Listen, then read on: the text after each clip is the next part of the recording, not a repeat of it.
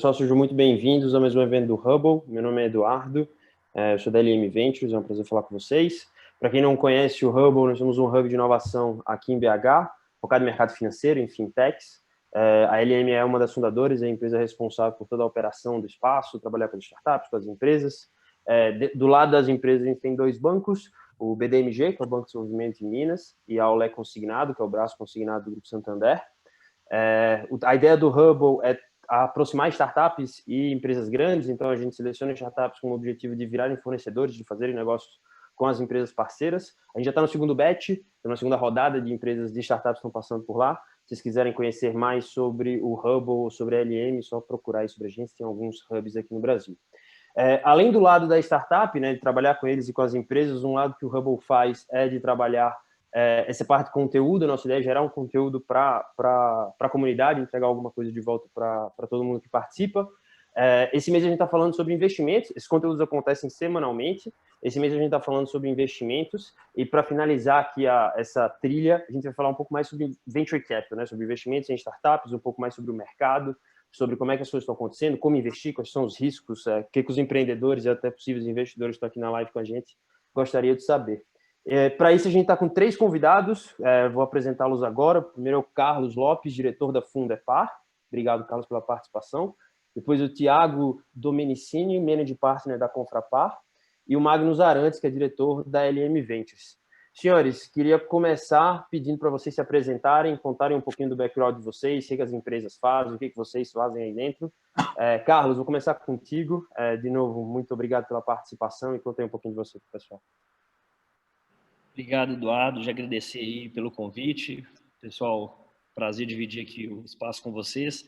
Fazer uma introdução breve aqui. Como o Eduardo falou, eu sou da Fundepar, né? A Fundepar é uma gestora de fundos de investimento focada em empresas de base tecnológica em estágio inicial de desenvolvimento. É legal contar um pouco da história da Fundepar, só para entender que a Fundepar ela é a Fundep Participações S.A., né? Ela surge de dentro da Fundep, que é uma das principais fundações de apoio à pesquisa do Brasil, está entre as 3 maiores, né? E isso é legal de dizer porque a Fundep ela atua com mais de 20 ICTs em todo o Brasil. Então, significa que a gente consegue ter uma capilaridade, ou sempre estivemos junto com onde a ciência e a tecnologia ela é desenvolvida. Isso está no nosso DNA, né? Brincando assim. Então, dentro da ação da Fundep de alguns anos de apoiar pesquisa e desenvolvimento, que a gente fala que é na tentativa de transformar paper em PIB, além de todo apoio à gestão da pesquisa, ela cria uma empresa de investimentos. A gente começa a fazer investimentos em 2014, tá? E com a evolução dessa empresa de investimento, a gente se torna uma gestora, e hoje nós somos responsáveis pelo fundo Seed for Science, né? Que é um fundo focado em empresas em estágio inicial de desenvolvimento.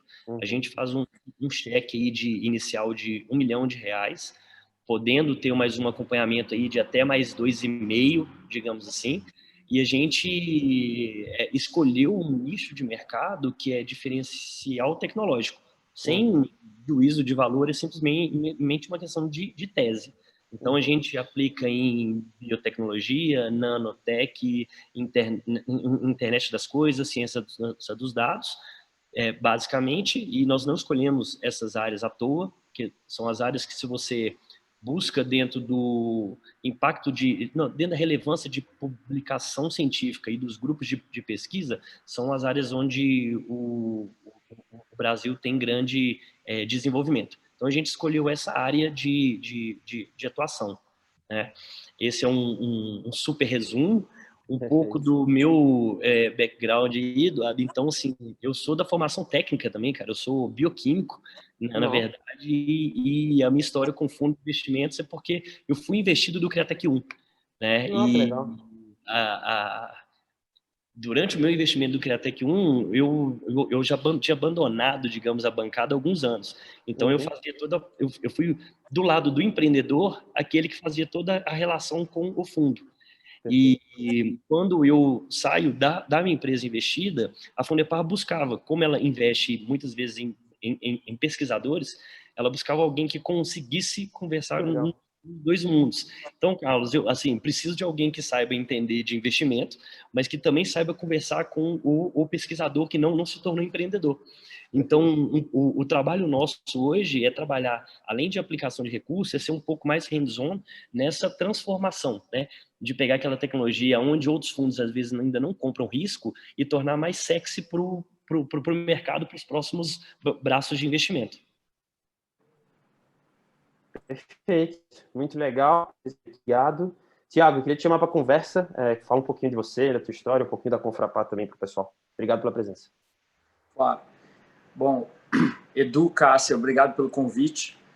Boa noite a todos aí que estão participando. Eu sou o Thiago Domenici, eu sou Managing Partner da Confrapar. A Confrapar é uma gestora de fundos de investimento brasileira, independente, fundada há 10 anos atrás, em Belo Horizonte. Hoje nós temos escritórios, além de Nova Lima, né, que é o nosso escritório aí na região, em São Paulo e no Rio de Janeiro. Hoje nós temos mais ou menos 500 milhões de reais sob gestão, distribuídos em 4 fundos. Todos os fundos 100% investidos. Uhum. Durante a nossa história, a gente foi crescendo o tamanho do investimento e, consequentemente, o tamanho das empresas, né? Então, a gente começou no fundo 1 investindo em que o colega aí falou, né? Empresas de paper, né? A gente, no mercado que fala de empresa de PowerPoint. Uhum. E hoje não, a gente está o que alguns chamam de late stage VC, outros chamam de private equity, outros chamam de growth capital.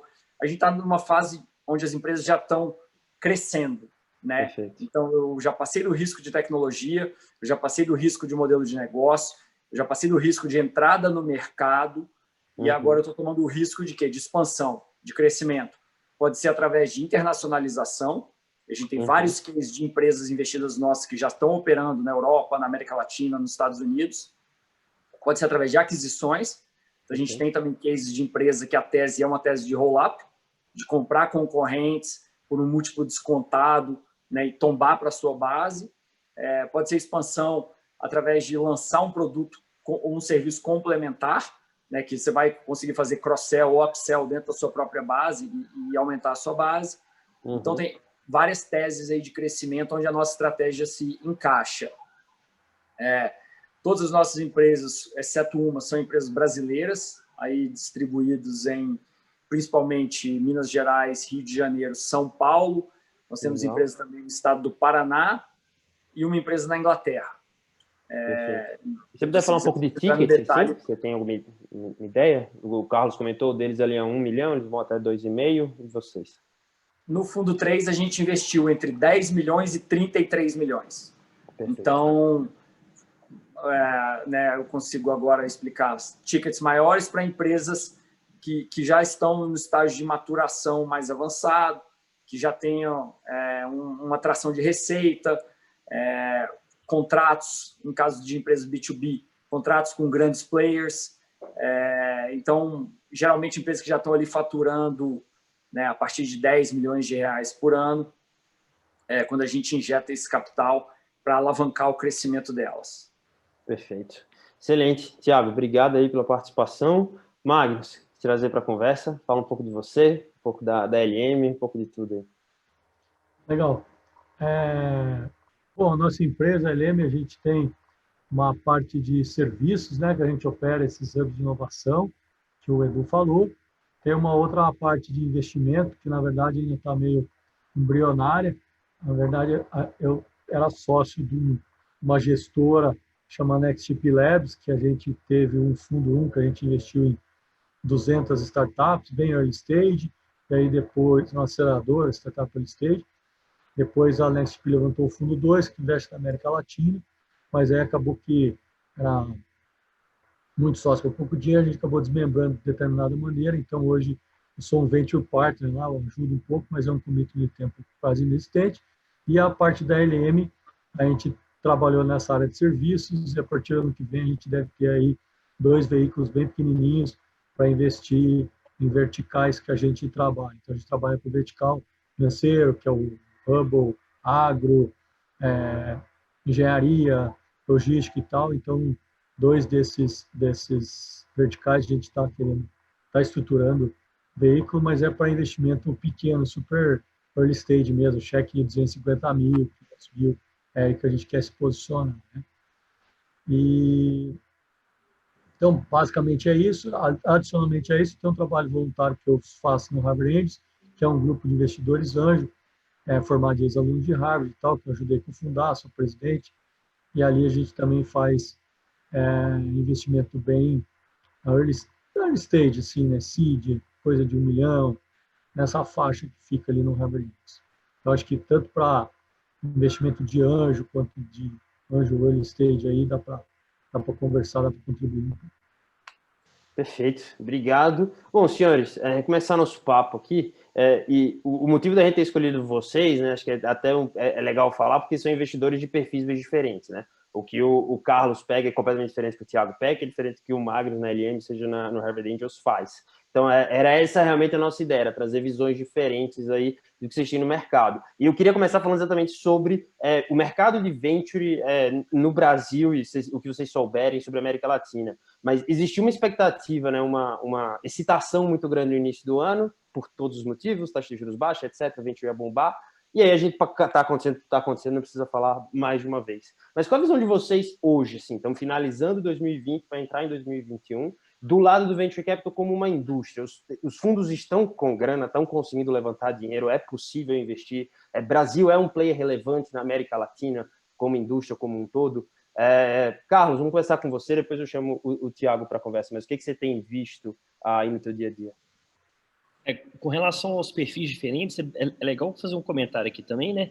Que não necessariamente a gente não vai investir no mesmo negócio. Perfeito. Talvez a gente invista em momentos diferentes do mesmo.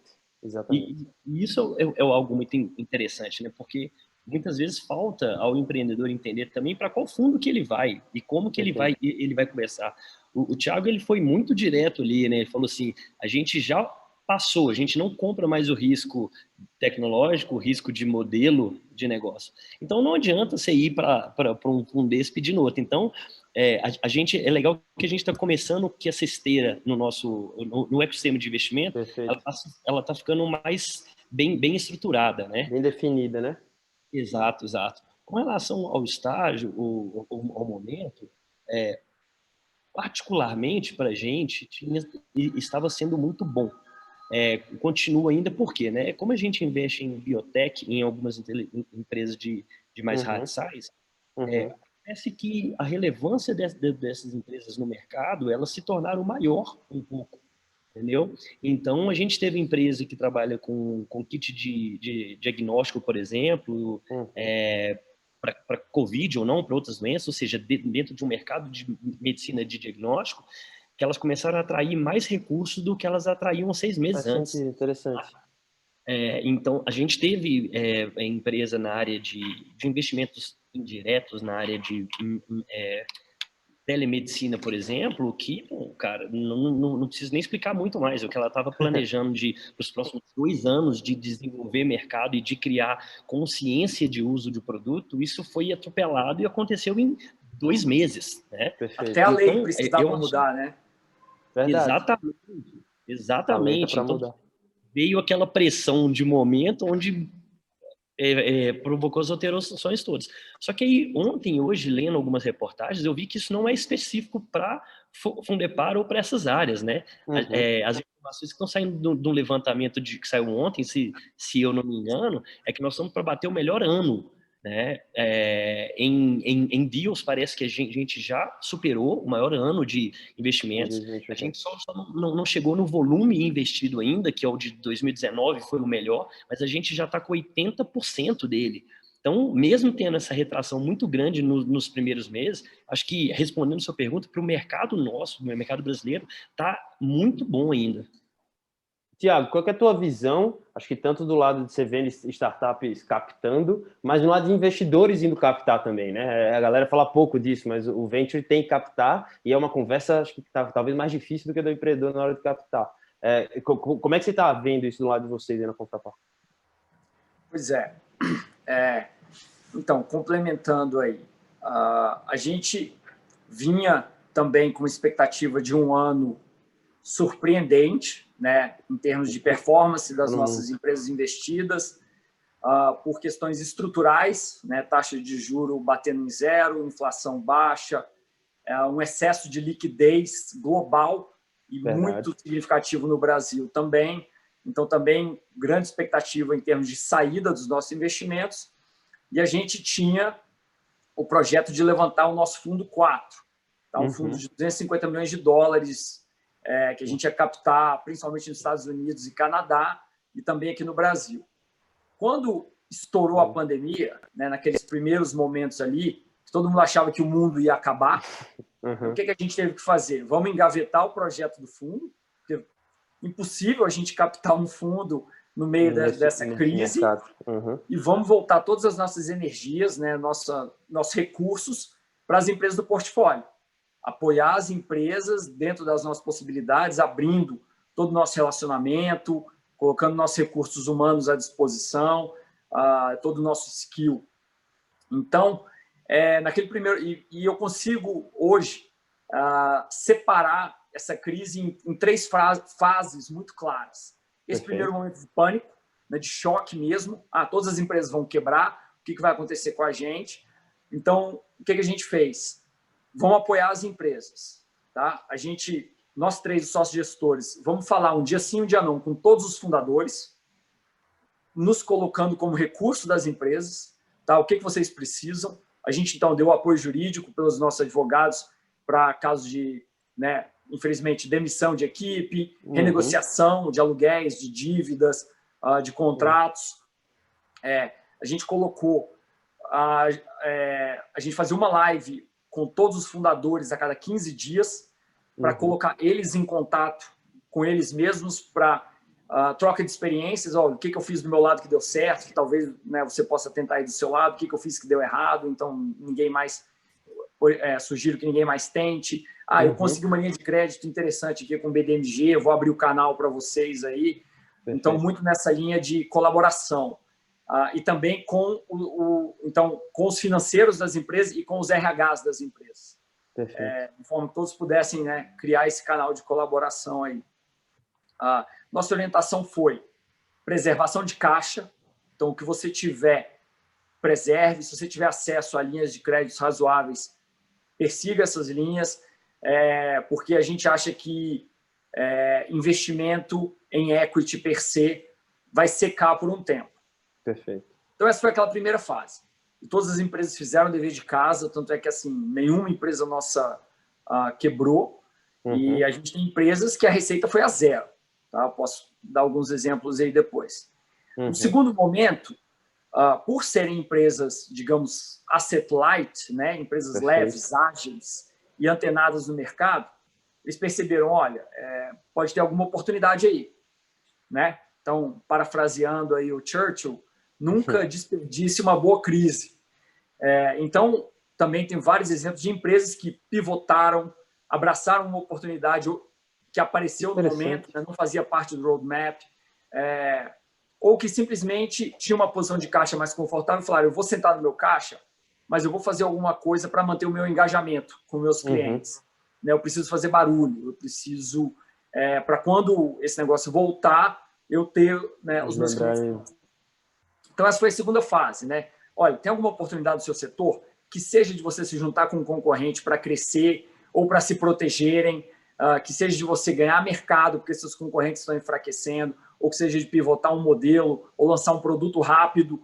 Né? Por exemplo, tem uma empresa nossa de Belo Horizonte, a Compass, que ela é verticalizada em impressão 3D, desde a resina até o produto para o consultório odontológico. Nesse primeiro momento, a gente viu, olha, não vai ter consulta, né? Está todo mundo em quarentena. Então vamos desenvolver produtos para teste para o Covid. Swabs, face shields. Que legal. Então, a empresa conseguiu rapidamente abraçar essa oportunidade. E aí, uma terceira fase que as empresas perceberam é o seguinte, olha, o que eu posso fazer agora para me posicionar para quando o mercado voltar?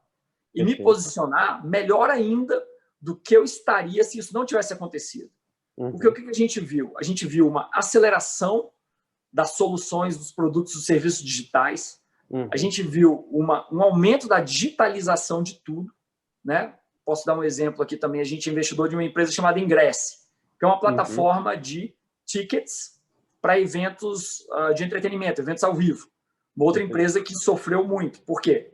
Evento, assim como escola, foi exato. A primeira coisa a fechar e até hoje não voltou direito. Só que, quando voltar, a penetração online de ingressos, que era 14%, 15%, vai ser 80%. Ninguém vai mais comprar ingresso de papel, trocar ingresso. Então, elas começaram a se posicionar nessa linha, entendeu? O que eu preciso fazer para quando esse mercado voltar, eu estiver pronto, né? Que seja de pequenos investimentos, que seja de acelerar o roadmap de desenvolvimento dos meus produtos, fazer mais marketing. E que precisa fazer, significa também levantar capital ou não necessariamente? Ou tem, no teu portfólio as empresas estão se mexendo para levantar capital para 2021? As empresas que tinham plano de levantar capital esse ano postergaram todos para 2021. Por duas razões. Naquele primeiro momento, por achar que não ia ter tração. Não ia rolar. E no segundo momento, por achar que talvez os investidores iam se aproveitar desse momento e pressionar o valuation. Perfeito. Entendeu? Então, foi meio movimento de proteção. Mas já estão botando os planos para levantar capital no ano que vem. Perfeito. E a gente agora, né, como firma, a gente desengavetou o projeto do Fundo 4 e estamos fazendo as primeiras conversas aí para começar um roadshow no início do ano que vem. Que massa, que legal. Magnus, qual que é a tua visão nisso com relação ao mercado e até trazendo um pouquinho da experiência do Harvard Angels também, principalmente da NextP, né, de investir muito na América Latina? Como é que o Brasil está com relação à América Latina em termos de indústria como um todo? Qual é a tua visão nisso? Eu acho que a indústria está se movimentando bem. Eu acho que, com certeza, esse ano não vai ser muito diferente do ano passado, assim, que eu tenho olhado. Está acontecendo muitos deals, né? E eu acho que isso é reflexo do amadurecimento da indústria como um todo, né? Então, que nem até o Carlos estava falando, eu usava muito uma analogia aqui.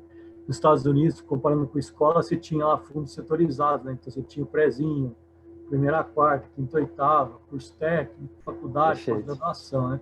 Aqui no Brasil era meio que uma fazenda, né? Que era uma sala só, estava todo mundo ali, o cara do Core Science, com o Private Equity, você está no mesmo lugar porque o mercado era muito pequeno.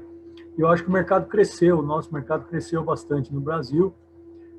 América Latina, o que eu posso falar, cara? Assim, a visão que eu tenho é mais ou menos o seguinte: todo mundo fora do Brasil vive na América Latina, menos o Brasil. O Brasil vive no Brasil, não vive na América Latina. Só que o Brasil é 50% da América Latina. Então, tem muita gente na América Latina querendo vir para o Brasil, já que eles já estão na América Latina, né?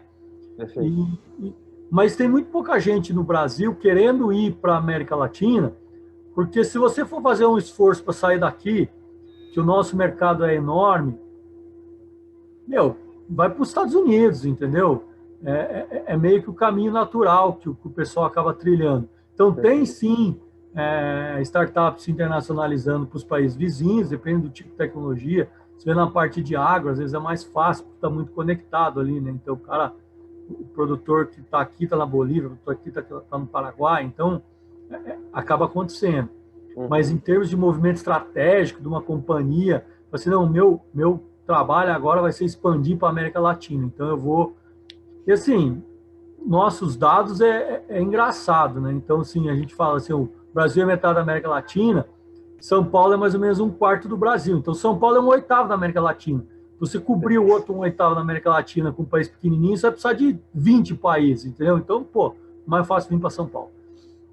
Acho que com esse negócio de digitalização talvez melhore um pouquinho, mas eu acho que não vai mudar tanta coisa assim, não. Acaba sendo um movimento muito esporádico, né? Então, a visão que eu tenho de América Latina é essa.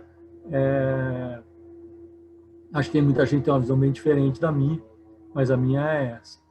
Perfeito. E assim, caras que têm fundos captados para a América Latina, que nem a NextP, que nem a Casec, mais da metade dos investimentos são aqui, entendeu? Então, tudo bem, umas estruturas offshore fora, a Delaware, aquela história que todo mundo conhece, mas a operação, o core do negócio, de onde vem a receita, acaba muito sendo aqui. Diga aí, Carlos. Edu, queria só complementar o que o Magnus falou. Diga. Concordo muito com ele, né? Tanto eu quanto ele, certamente nós temos dados para comprovar isso. Eu consigo ver a diferença clara. Se a empresa tem um modelo de negócio B2C, o dilema dela é mais ou menos assim: será que eu vou para Porto Alegre ou para o Chile? Né? É isso que o Magnus está falando, assim, em termos de escala. Em termos de escala, é o que significa. Então, é aquele negócio, pô, eu tenho tanta escala, né? Eu tenho tanto mercado aqui, justifica eu ir para fora? E aí a tese dos que acreditam que justifica é o seguinte: cara, eu quero ser comprado pelo player americano. Porque, às vezes, para ser comprado por um player americano ou europeu, faz sentido eu estar com o meu pé em algumas bandeirinhas para ele falar: eu comprei o player da América Latina, ou da América do Sul. Como estratégia de saída, então. Exato. É até como fundo, é importante, por exemplo, se você vai captar nos Estados Unidos, é muito melhor você falar que tem um fundo exposto a Latam do que só Brasil. Porque quando ele vai check the box dele ali na diversificação, ele invisto botou na grana China, em Latam. na Ásia, invisto em emerging markets, tem Latam. Enquanto Brasil, eu estaria competindo com todo mundo de Latam do mesmo jeito. Então, eu estaria no subset do check the box dele. Agora, empresas B2B, né, voltando na separação ali, talvez seja mais fácil e mais natural, porque, por exemplo, tem uma empresa nossa, ela tem um contrato com a Claro aqui. Cara, se está dando certo, se, né, a parceria está funcionando, a Claro vai querer que ela vá para a Colômbia, para o México. Então, a internacionalização de uma empresa B2B é muito nessa linha, alavancada em cima dos clientes. Então, várias das nossas empresas estão na América Latina, tá? A maioria B2B, muito em função desse tipo de parceria. Entendi. Carlos, sua visão. Só complementando, acho que outra coisa que favoreceu as empresas da Funepar, assim, o estágio de desenvolvimento para vocês já ficou claro, né, do nosso. Então, é o seguinte, controle de caixa excessivo, aplicação no modelo conta-gotas, já é a realidade da empresa que está captando o seu primeiro milhão de investimento, né? Já é o dia a dia. Essa divisão essa reunião periódica de dividir a execução daquele plano de negócios já faz parte do que a Funepar já faz com as investidas dela há alguns anos. São poucas empresas no nosso portfólio que já estão vencendo a barreira ali dos 10M de faturamento ano, né? Então, a grande maioria... cara, é lógico que teve as fases todas ali desenhadas, teve o susto, mas teve empresa nossa que o conselho de segura o caixa, vamos ver com o que gasta, fecha a torneira. Cara, o empreendedor virou para mim e falou: Carlos, é o mesmo conselho de antes da pandemia, é o que a gente fazia já antes, então assim, talvez eu tenha que só regular isso um pouquinho mais e ficar atento mais no nosso caso, das nossas empresas, as oportunidades que surgiram. A gente tem empresa de gestão de pátio logístico que adaptou a tag para monitoramento de pessoas, entendeu? Então você você adaptou para um raio de 2 meses, de 2 metros, para permitir que, caso algum funcionário fosse detectado com Covid, você fizesse uma rastreabilidade de com quem que ele teve dentro daquele isolamento que a planta tinha, para você não precisar fechar a planta, entendeu? Então, assim, nas nossas empresas, elas mais ficaram atentas a adaptações de tecnologia. E o engraçado, no caso dessa empresa, por exemplo, essa solução ela não teve um impacto de faturamento, mas permitiu a ela ter acesso a um monte de clientes que ela não estava tendo acesso ainda. Então, foi a porta de entrada para o core dela ser melhor visto. Que animal, que bom. Lembrando ao pessoal que está aqui acompanhando a gente no papo, se tiverem qualquer pergunta, qualquer dúvida, mandem aí no chat, tá? Que a gente pergunta aqui para o pessoal. Queria entrar um pouco, mas na parte de processo de vocês decisório. Não vou perguntar como é que vocês decidem, se vocês querem, como é que vocês investem, não. Mas Venture é discutivelmente o ativo de maior risco que tem hoje no mercado, né? Mas eu não quero entrar muito na parte de como vocês decidem, mas sim na parte do empreendedor do outro lado, assim. O que vocês normalmente veem no cara ou veem na empresa que normalmente dá certo, ou que chama mais a atenção de um lado positivo. Então, para os empreendedores que estão aqui com a gente, como é que esse cara se prepara? O Carlos falou um negócio super interessante, que eu acho que agora que a gente está dividido bem, isso é um ponto super importante, né? Do cara saber com o que ele está tentando pegar grana, se aquele investidor é o certo para ele, se manja do momento da empresa dele. Mas o que vocês normalmente diriam para o cara que está tentando captar com vocês? O que ele deve fazer, o que ele não deve fazer, o que normalmente vocês veem que chama mais atenção positivamente? Magnus, começar contigo? Pode ser. A primeira coisa que eu acho que precisa deixar claro é que o investimento de venture capital não é para qualquer tipo de empresa. Então, se o cara tem uma padaria, não adianta ele procurar venture capital, a menos que ele tenha uma rede de franquia de padaria, daí o negócio pode começar. Então, assim, tem que ser um negócio escalável. Então, a gente vê muita gente conversando e falando assim, não, eu estou procurando investidor. Você olha para o negócio do cara e fala, cara, você não vai achar nunca nenhum investidor. Tem coisa que é comum a todo mundo, né? Tem particularidades, tem estágios, tudo isso que a gente estava falando, mas antes disso tem uma classe de ativo. Essa classe de ativo só se presta para empresas que vão ter alto crescimento. Porque o que acontece? O risco é muito alto, várias das empresas que a gente vai investir não vão dar certo, e algumas têm que dar muito certo para pagar essas que deram errado. Então, o investidor tem que recuperar o capital dele, né? Tem que ter um evento. Porque a conta do investidor, no final, ele quer uma taxa de retorno em cima daquilo. Para ele investir no negócio que é arriscado, ele quer uma taxa de retorno alta. Então, quando a gente vai fazer a decisão de investimento, cada decisão de investimento tem que estar claro que tem uma possibilidade de ter uma alta taxa de retorno. Se o cara vai conseguir executar ou não, são outros 500, a gente, lógico, tem todo o processo de avaliação, acompanhamento, tudo que a gente estava falando agora. Mas eu acho que uma coisa que precisa ficar clara é isso, que não é um tipo de investimento para qualquer tipo de empresa. É diferente de um empréstimo, né? Você acha que um empréstimo bancário, se o cara for no banco, ele tiver um mínimo de track record, um mínimo de relacionamento e algum tipo de garantia, o banco dá um empréstimo para ele. O banco atende, através de empréstimo, muita coisa, né? Perfeito. E a nossa indústria não. Nossa indústria ela se presta a investir em empresas de alto crescimento. Veja, não tem nada de errado você ter uma empresa que não é de alto crescimento. Muito pelo contrário. Eu acho maravilhoso ter várias empresas assim que elas são daquele tamanho, crescem um pouquinho, tem uma margem boa, gera lucro, dá dividendo. Até é legal ser sócio de um negócio desse para receber dividendo na pessoa física. Mas para um fundo não serve, para um grupo de anjos não serve. Então, acho que isso é o primeiro item que precisava deixar claro, né? Aí, a partir daí, eu acho que tem uma série de outras coisas que a gente pode ir quebrando. Vou passar a palavra aí para o Thiago e para o Carlos também, que eles vão contribuir. Depois, qualquer coisa, eu volto e falo um pouco mais. Mas queria começar com esse excelente, super bem, porque é muito importante para quem está escutando a gente. Se o tipo de empresa dele não é de alto crescimento, não tem nada de errado, mas não é uma empresa que se preste a venture capital. Super bem colocado, acho que esse é o ponto principal. Não tem absolutamente nada de errado montar uma padaria, um restaurante, nada de errado. Maravilhoso. Só que é para um fundo, não encaixa na tese do fundo. Tiago, como é que é a tua visão nesse ponto? Assim, o que o empreendedor faz? Como é que vocês enxergam do outro lado da mesa algo que parece possível? Perfeito. Então, um quesito, um critério que é muito, muito importante para a gente, para tomar a decisão do investimento ou não, considerando que a gente está falando de investimento de longo prazo, né? Então, igual o Magnus falou, a gente tem expectativa de alto crescimento e a gente sabe que isso não vem do dia para a noite. Então, é investimento ilíquido e de longo prazo. Perfeito. Então, o que é importante para a gente perceber? Se o investimento está no timing correto. O que isso quer dizer? Está no momento certo de entrada, ou seja, está no momento ótimo para eu investir, ou um pouquinho antes do ótimo, eu estou tomando um pouco mais de risco, mas tem uma previsibilidade boa de que isso aí vai em pouco tempo tracionar, e principalmente o timing de saída.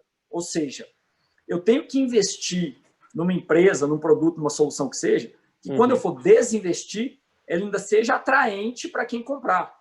Perfeito. Eu não posso esgotar o retorno dela, a atratividade dela durante o meu ciclo de investimento. Perfeito. Dando um exemplo concreto aqui. No nosso pipeline veio uma empresa que fazia... E assim, a performance da empresa era excelente, tá? Crescia 50% ao ano, 50% de margem EBITDA, gerava caixa, dava lucro e tudo. Só que o que ela fazia? Isso já tem uns 5 anos. você fazia o upload de fotos digitais na plataforma da empresa, no site, e ela ia fazer um álbum de fotos e mandar para sua casa. Aí eu pensei, daqui a 10 anos, a próxima geração, quem vai querer um álbum de foto físico, como era, né, até um dia desses, assim? Pode ser que seja como artesanato, né, um nicho de mercado, mas não vai ser um mercado grande mais. Minha filha tem 6 anos, ela praticamente nunca vai revelar uma foto na vida dela. Então, essa foi a nossa visão. O momento de entrada parecia perfeito. Empresa que gera caixa, risco baixíssimo, vem crescendo, o poder de execução dos empreendedores fenomenal, mas quando eu olho para o horizonte de investimento do meu fundo de 10 anos, quem vai querer comprar essa empresa daqui a 10 anos? Perfeito. Então, esse é um risco que assim, a gente tem que analisar com muito carinho, entendeu?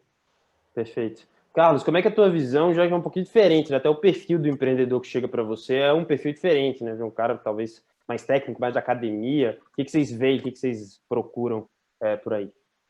Assim, uma coisa que é comum no que foi dito aí, que a gente procura, só que o indicador, às vezes, ele é diferente, é a capacidade de execução, entendeu?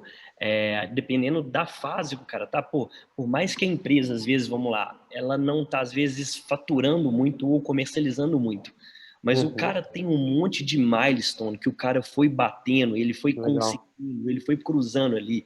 Então você vê que não é uma equipe empreendedora que está enrolando, que está sempre vendo a dificuldade, porque eu não consegui o investidor, porque eu não consegui o recurso, porque eu não consegui aquilo. Ela vai dando o famoso nó em pingo d'água e se vira. Entendeu? Porque no nosso caso é via de regra, né? O cara não tem ainda a estrutura que ele precisa, e aí uma coisa que é importante, ele não vai ter a estrutura que ele precisa, ele não vai ter as condições que ele precisa quando eu investir. Perfeito, estamos no iníciozinho. Precisa sentir na equipe, no empreendedor, que ele ainda tem gasolina, que ele tem combustível para percorrer aquilo ali ainda. Então, a capacidade de execução é uma coisa muito boa. Outra coisa que é muito importante no nosso caso, é assim, como estágio, às vezes, a capacidade de executiva do empreendedor ainda, ela está muito baixa. Tem equipe que tem um diferencial que ele entende do que ele está falando. E eu não estou falando tecnicamente, às vezes, tá? Eu estou falando que é o cara que, tecnicamente, ele sabe tudo do que ele está precisando fazer, que tem um nível de desenvolvimento tecnológico, mas ele foi ao mercado e aquelas perguntas que o investidor faz básica sobre desenvolvimento de negócio no mínimo, ele não escorrega muito porque ele já conversou. Ele não é mais aquele cara que estava dentro da bancada ou dentro de uma área de pesquisa, achando que a tecnologia dele é a melhor coisa do mundo e que assim que ele colocar no mercado, ela não vai ter nenhum outro problema que todas as outras empresas têm. Quando a gente encontra esse tipo de postura, é um pouco difícil, porque você sabe que essa pessoa que via de regra, dar muita coisa errada. Então, se ele não mitigou, aí ele não tem a consciência ainda de qual o risco que ele precisa cumprir, para a gente é sinônimo de que ele precisa aprender um pouco ainda.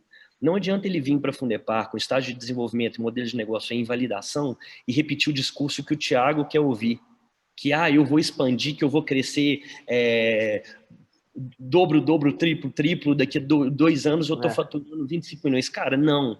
Entendeu?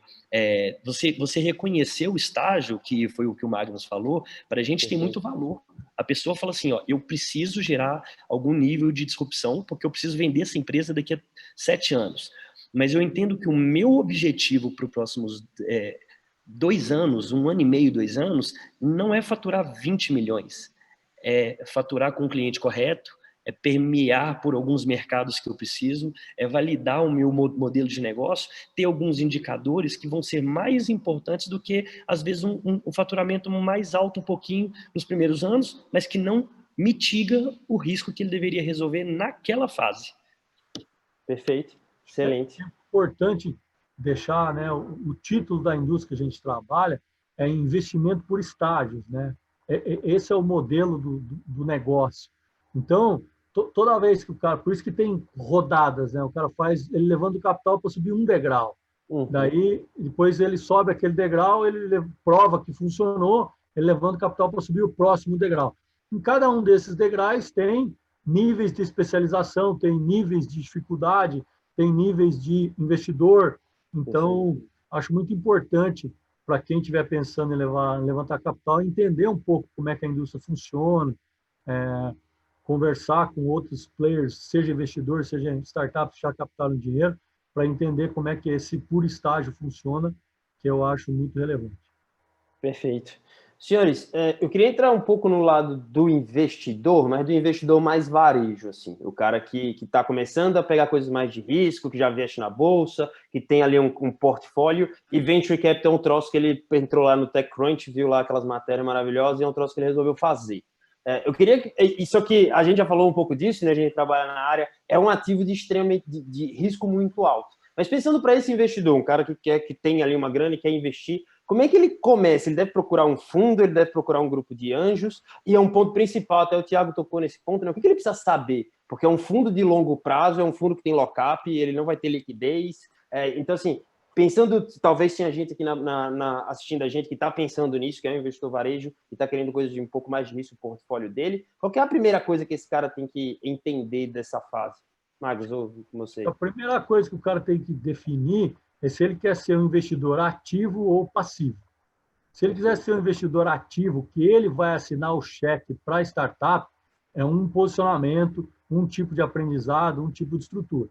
Se ele quer ser um investidor passivo, que ele vai, entre aspas, terceirizar isso para uma gestora, é um negócio diferente. Igual é na bolsa, é a mesma coisa. Se você quer ir lá comprar a sua ação, se você quer ver se está na máxima histórica, se está...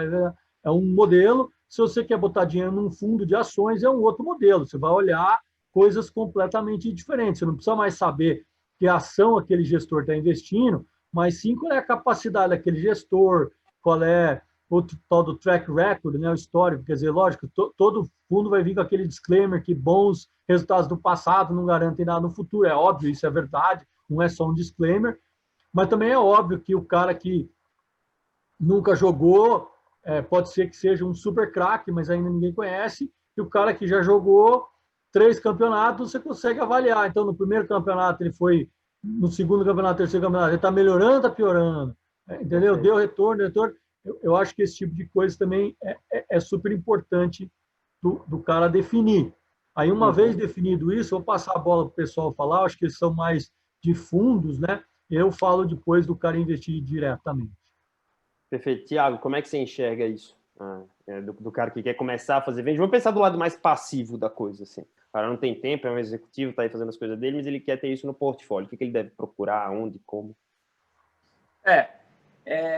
Então, isso que o Magnus falou é muito importante, né? Que tipo de investidor que ele quer ser? Perfeito. Isso vai até, entrando já, né, na teoria do investimento de risco, explicar para ele se ele vai fazer poucos ou muitos investimentos. Né? Vou te dar um exemplo. O Magnus falou que ele fez 200 investimentos. Ele está no início do funil ali, no seed. Então, ele tem que investir em muitas empresas para diluir o risco dele, porque certamente algumas vão cair pelo caminho e outras vão crescer e vão ter que pagar a conta de todas elas. A gente, como já está no estágio mais à frente no funil, né? O nosso fundo é um fundo de 100 milhões de dólares e a gente fez 12 investimentos. Então, o risco é muito mais concentrado. Por quê? Porque o risco é menor. Consequentemente, o meu retorno também vai ser menor. Vai ser difícil eu ter um retorno de 40, 50 vezes, igual o investidor de seed, de série A pode ter. Então, o investidor tem que olhar tudo isso. Né? Que nível de risco e qual a expectativa de retorno que eu estou buscando para conseguir balancear isso. Lembrando que a falta de liquidez é comum a todos os estágios do Venture Capital e Private Equity, né? Só quando você chega à bolsa que a questão da liquidez é resolvida. Então, isso é comum a todos os estágios. Todo mundo não tem liquidez. O prazo é praticamente comum a todos os estágios também aí, né? Os fundos de Private Equity também são fundos de 10 anos, 12 anos. Perfeito, 8, 10, 12. Exatamente. Então, o investidor tem que estar confortável com isso, né? É um dinheiro que ele fala, eu quero viajar para a Europa, você não vai poder vender as suas ações da empresa para comprar a sua viagem. Esse dinheiro está, entendeu? Está lá, durante 10 anos. Ali, enquanto não houver um evento de liquidez, você não vai reaver. Então, acho que é isso, é entender a questão da liquidez e a relação risco-retorno. Perfeito. Carlos, qual é a tua visão nesse ponto? Não foge muito do que foi colocado, né? Qualquer tipo de investimento, se você não conhece naquilo que você está colocando dinheiro, assim, não tem receita para dar certo, mas existe muita receita para dar errado. Perfeito. Então, vamos lá. Se você não tem perfil de investidor, você não conhece nada, você resolve investir em hard science, imagina como que você vai criar conceito ou consciência sobre uma tecnologia, ser disruptiva ou não, aquela equipe é capaz de executar aquilo ou não. Né? Então, sim, para cada tipo de investimento que você precisa fazer, você precisa entender. Agora, tem casos sim, que dão certo, mas é o quê? Né? Vou pegar um exemplo. Existem alguns investidores anjo, né, que eles fazem tickets mais elevados, mas geralmente ele investe naquele mercado que ele conhece.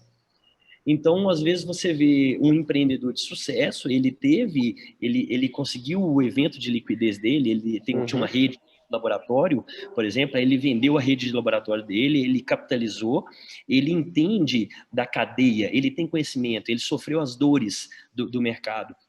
Então, dentro de uma área de conhecimento dele, ele consegue arriscar. Né? Ele consegue entender se aquela tecnologia tem aplicação no mercado ou não, se se o estágio de desenvolvimento ele tá adequado. E ele tem rede de contato. Então, muitas vezes ele consegue usar isso a favor dele. Agora, se não é isso, se é aquele exemplo que você falou, o cara que está querendo entender, assim, puxando para o nosso lado um pouquinho, dependendo do tipo de investimento que ele quer, existem veículos que já estão estruturados, né? Que vão facilitar ele diversificar o portfólio, ou ter que ser menos ativo e ver as coisas acontecendo. Perfeito. Uma pergunta para os três, só para a gente passar desse ponto, eu não sei se tem. Existe um número mágico de portfólio de venture capital? 1%, 2%, 10%, 5%? Que o cara, uma pessoa física, teria? Não faço ideia. Vai no feeling de cada um. Igual não tem um número mágico para você ter em ações, cara. Tem gente, perfeito, exatamente. Excelente. Eu acho que é muito importante prestar atenção no que o Thiago falou, né? Que esse investimento que a gente faz é um investimento que ele não tem liquidez. Perfeito. Se você tiver que precisar dispor do dinheiro para qualquer coisa, se você tiver que vender na correria, você vai ter um haircut muito grande. Perfeito. Se é que você vai conseguir fazer isso. Então, com certeza, diferentemente de ação, né, que tem o cara que gosta muito de risco, 100% de ações, aqui é difícil ser 100%, porque você vai ficar 100% que o dinheiro vai desaparecer por, sei lá, 10 anos, entendeu? Então, é saudável que seja um percentual baixo, pequeno do portfólio. Mas não tem um número cabalístico. Excelente. Que daí estava garantido o setor. Perfeito. O Elton me mandou uma pergunta, Elton, obrigado, aqui, ele mandou para mim no privado, que eu achei bem interessante. Ele pergunta por que é aí para todos os três, tá? Ele pergunta por que os investimentos se concentram mais na região sul e sudeste do país e qual que é o critério para olhar para outras regiões do país e mais para o interior. Qual a visão de vocês nisso? Por que acontece mais aqui no sul e sudeste e por que não olham tanto para o nordeste? Ou para outras regiões? Eu discordo que não olham.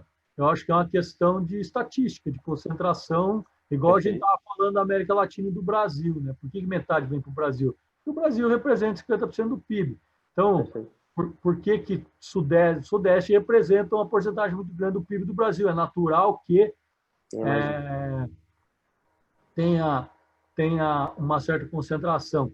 E essa concentração ela é agravada.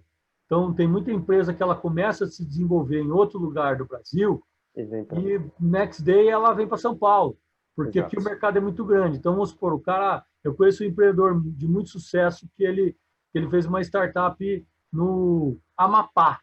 Cara, ele é o rei do Amapá lá, ele tem uma equipe de desenvolvimento, ele consegue talentos, etc. Tal. Mas ele tem uma operação aqui em São Paulo. Por que ele tem uma operação aqui em São Paulo? Porque o mercado é muito maior aqui do que no Amapá. Então, ele conseguiu vender para algumas pessoas no Amapá? Conseguiu. Mas, principalmente se for B2B, tem uma... O faturamento vai ser assim. Tiago e Carlos, alguma visão com relação a isso? Eu concordo com a visão do Magnus. Isso que eu falar, eu concordo, só para a gente render o assunto, eu concordo com o Magnus. 100%. Eu também. A gente olha o Brasil inteiro, entendeu?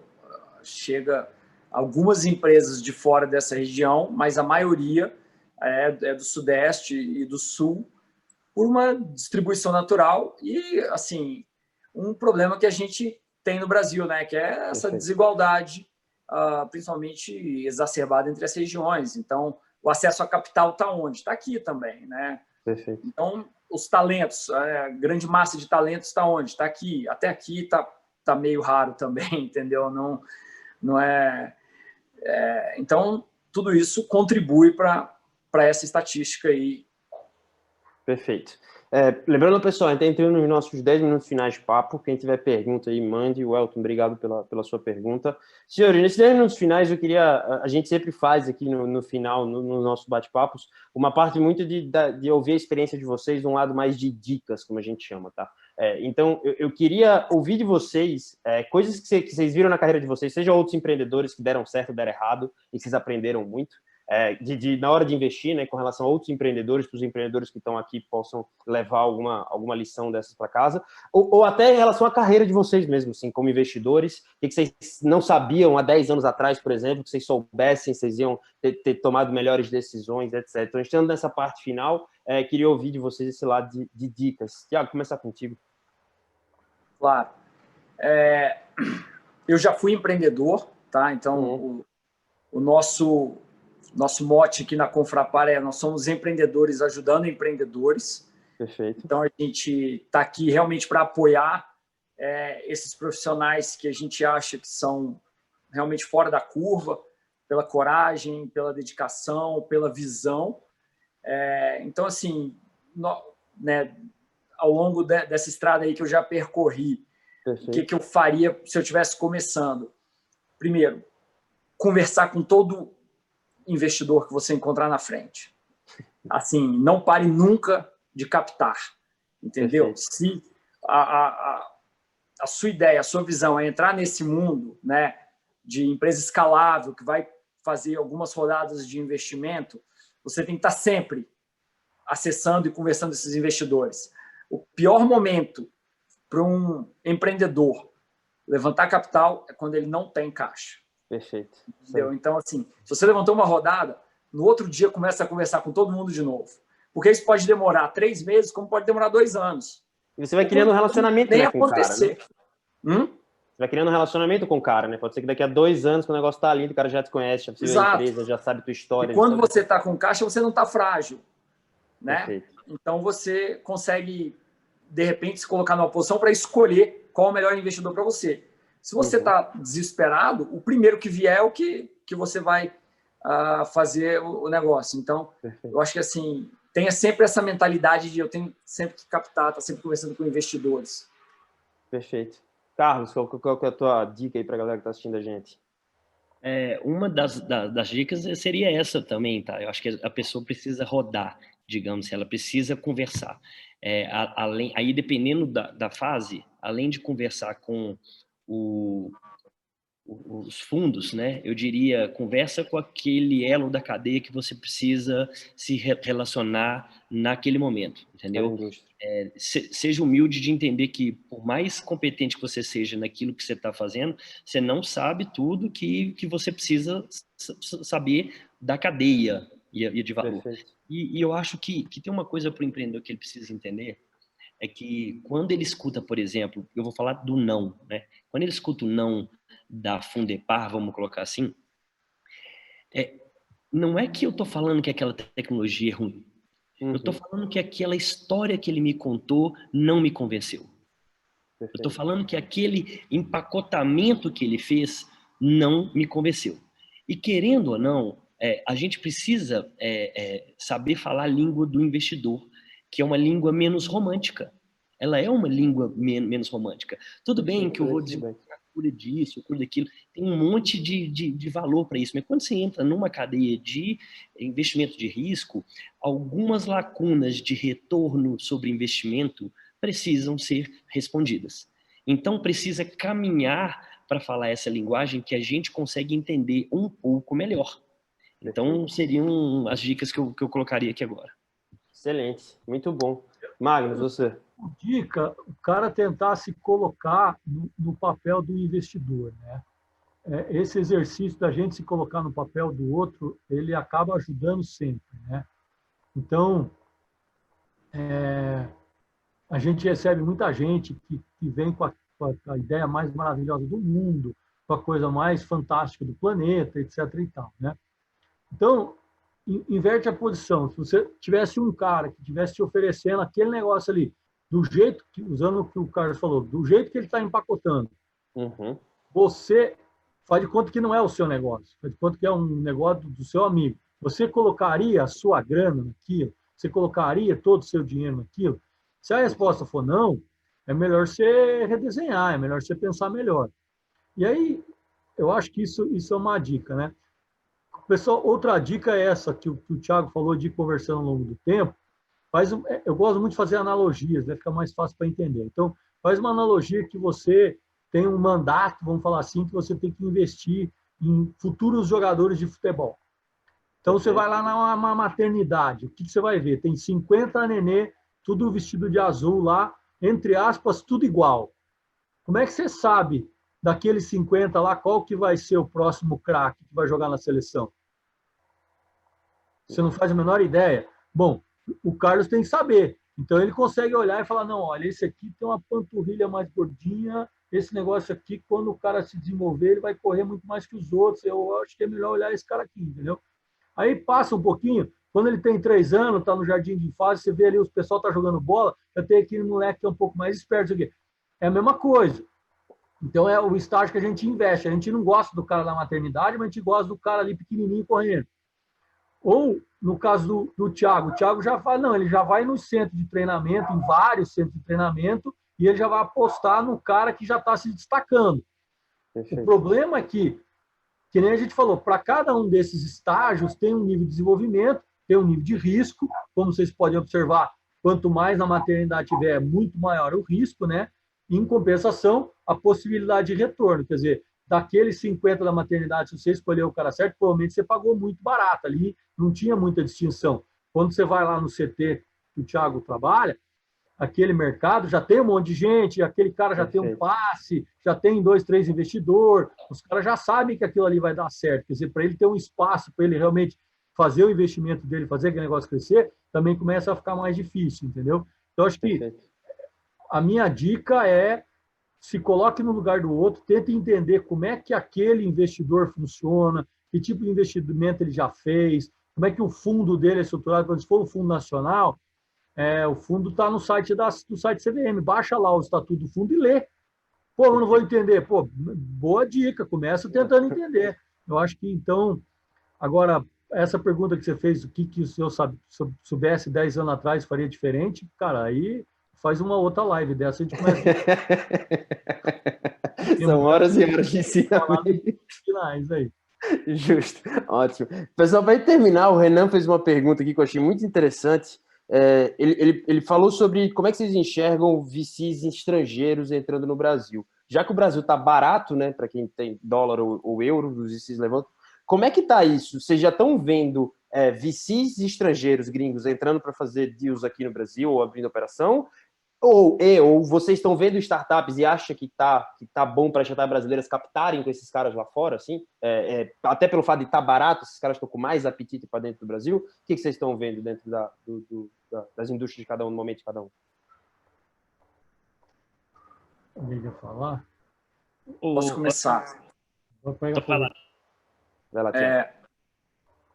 Eles, sim, a gente percebe a atividade deles bem pontual, bem seletivo. Tá. Um ponto que é comum a todos eles aumenta muito a probabilidade de uma empresa conseguir o investimento de um VC estrangeiro se já tiver um VC brasileiro.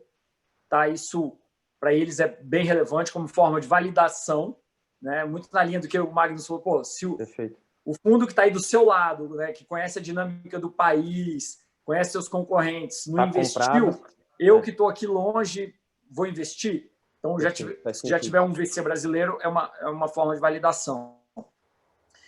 Alguns já vieram e montaram escritório, montaram equipe e acabaram saindo, mas eles continuam vindo, né, bem pontualmente, assim, não com aquela sede que vieram há 2 anos atrás, mas, por exemplo, o SoftBank, eles continuam aí, né? Estão aí.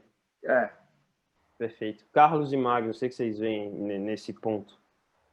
Na nossa área de atuação, né, do Seed for Science, nós não temos visto esse movimento ainda, né?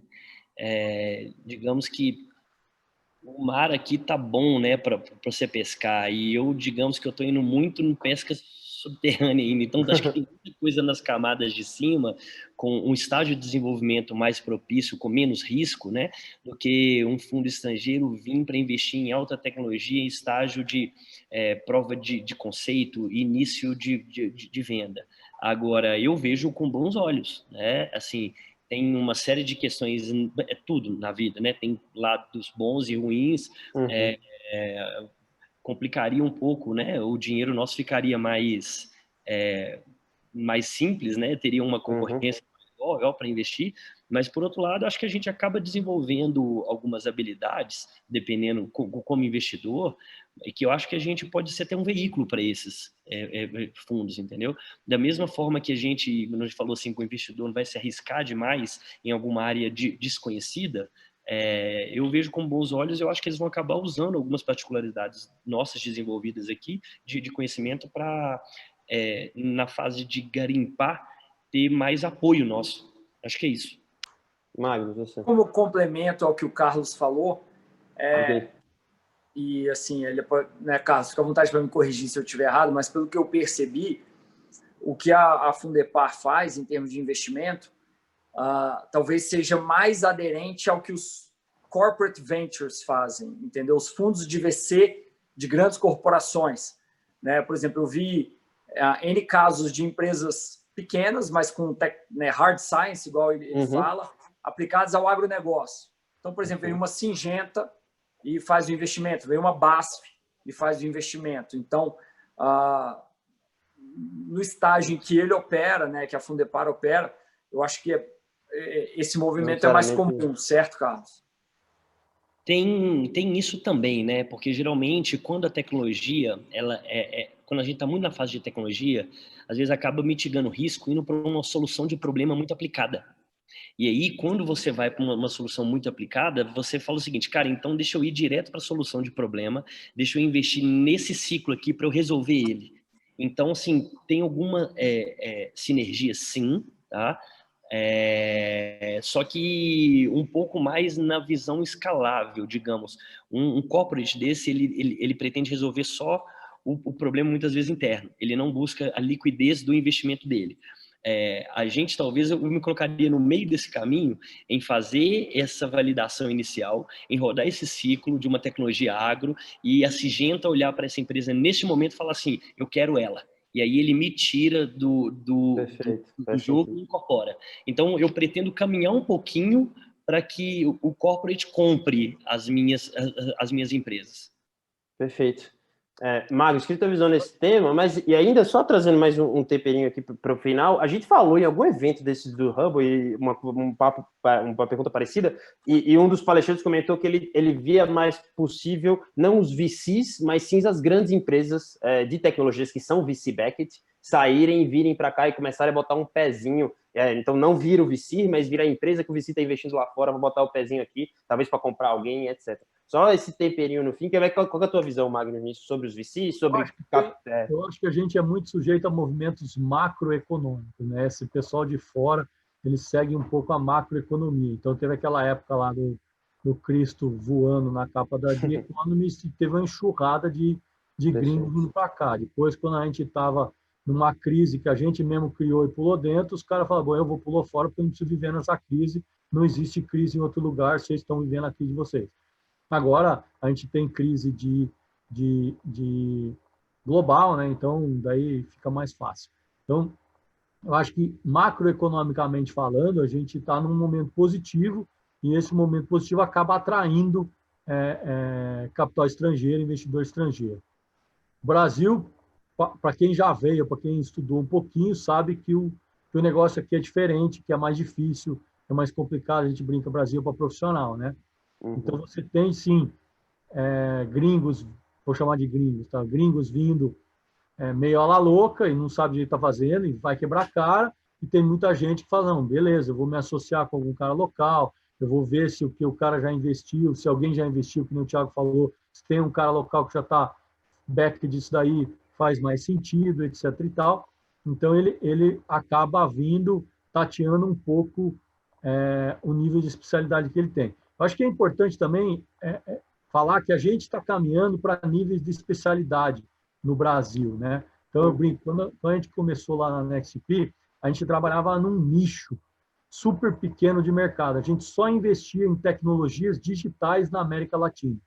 Se eu falar isso hoje, você vai falar, meu, vocês são retardados, tudo são tecnologias digitais, porque todos os mercados estão virando. Mas na época não era. Quer dizer, há 8 anos atrás era um nicho de mercado. Então, hoje a gente vê muita especialização. Então, você pega o agro, por exemplo, o Brasil é o maior mercado agro do planeta. Então, qualquer empresa, mesmo de Israel, da Alemanha, que trabalhe com o agro, ela vai ter mais cedo ou mais tarde que vir para o Brasil. Ele não foge daqui. Agora, você tem mercados tipo B2C, que aí você vai acompanhar o volume do PIB, você vai acompanhar o volume de número de habitantes, etc. Mas, para todos os indicadores, a nossa economia é muito grande, né? Então, a gente sei lá, varia ali se é sexta, se é oitava, whatever, mas assim, a gente está no clube das economias que é mais de $1 trilhão, com desvalorização, sem desvalorização, vamos continuar lá. A gente está no clube das economias que tem mais de 200 milhões de habitantes. Então, o Brasil ele é um do meia dúzia de cada um, de qualquer um desses clubes. Então, é difícil você excluir o Brasil de qualquer coisa mais globalizada, e isso tende a aumentar. Então, embora a gente ainda seja macroeconomicamente falando fechado, a gente está se abrindo e o mundo está descobrindo o Brasil. Então, eu acho que vai vir muita gente ainda, eu acho que vai ter muita exposição, mas não é um movimento assustador que nem era lá na época do Cristo, não. Acho que a gente ainda tem que melhorar muito para voltar a ter aquela atratividade que a gente já teve alguns anos atrás. Mas a gente, com certeza, está melhor do que a gente estava, sei lá, 5 anos atrás, com certeza. Então, acho que a gente está num momento positivo, crescente, é essa avaliação que eu faço. Perfeito. Pessoal que está acompanhando a gente, lembrando que o Hubble faz esses eventos semanalmente, os eventos são todos gratuitos, é só ficar de olho nas nossas redes sociais aí que vocês acompanham. A gente volta na semana que vem, na quarta-feira, no dia 4, para falar sobre a evolução de meio de pagamento, como é que tem tudo que está acontecendo em meio de pagamento no sistema financeiro. E, senhores, eu queria chamar cada um de vocês aqui para dar uma boa noite final, passar uma mensagem final de vocês para todo mundo. Em nome da LM, em nome do Hubble, de todos os nossos parceiros, eu só tenho a agradecer. Carlos, começar contigo, dar o teu boa noite, pessoal. Muitíssimo obrigado pela participação. Oi, Eduardo, eu que agradeço aí o convite. Magno e Thiago, foi um prazer dividir aqui o espaço com vocês e me colocar à disposição, tá? A Fundepar está em processo de investimento, nós ainda temos mais 3 anos de investimento, então, tendo tecnologia, uma startup na área com base tecnológica significativa, vai ser um prazer poder pegar nossa infraestrutura, aportar recursos, auxiliar vocês no processo de crescimento, aí, como eu disse, nessa transformação de paper em PIB. Perfeito. Excelente, obrigado. Tiago, tua mensagem aí para o pessoal. Muito obrigado pela participação, cara. Agradeço também a Cássia aí, que fez o convite para mim.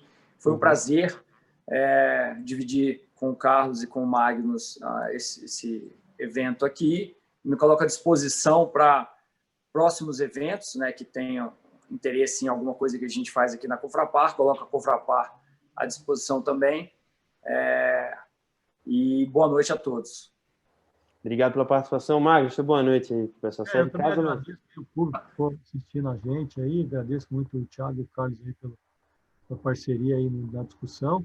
E eu acho que, como palavras finais, assim, eu falei lá, talvez o investimento em venture capital não é para qualquer um, mas o mais importante do que investidor é você ter cliente, entendeu? Então, foque nos seus clientes. Quanto mais clientes você tiver, mais fácil vai ficar tudo. Mais fácil vai ficar a sua vida, mais fácil vai ficar você arrumar investidor, mais fácil vai ficar da coisa andar.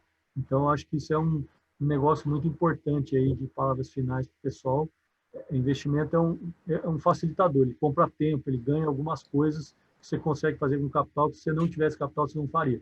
Mas nada disso é válido se o teu produto não tiver cliente, se não tiver lá um mercado, o pessoal querendo comprar, a coisa andando nesse sentido. Perfeito. Pessoal, todo mundo está assistindo a gente está chegando no final. Lembrando, a gente volta semana que vem, quarta-feira, para falar sobre evolução de meio de pagamento. Os eventos aqui depois sobem no YouTube do Hubble, fiquem de olho se quiserem assistir, depois compartilhar. Se puderem dar um feedback para a gente, é só ler esse QR Code aqui. A gente vai tentando melhorar os conteúdos sempre. Muito obrigado e até a próxima, pessoal. Um grande abraço, senhores. Tchau, tchau.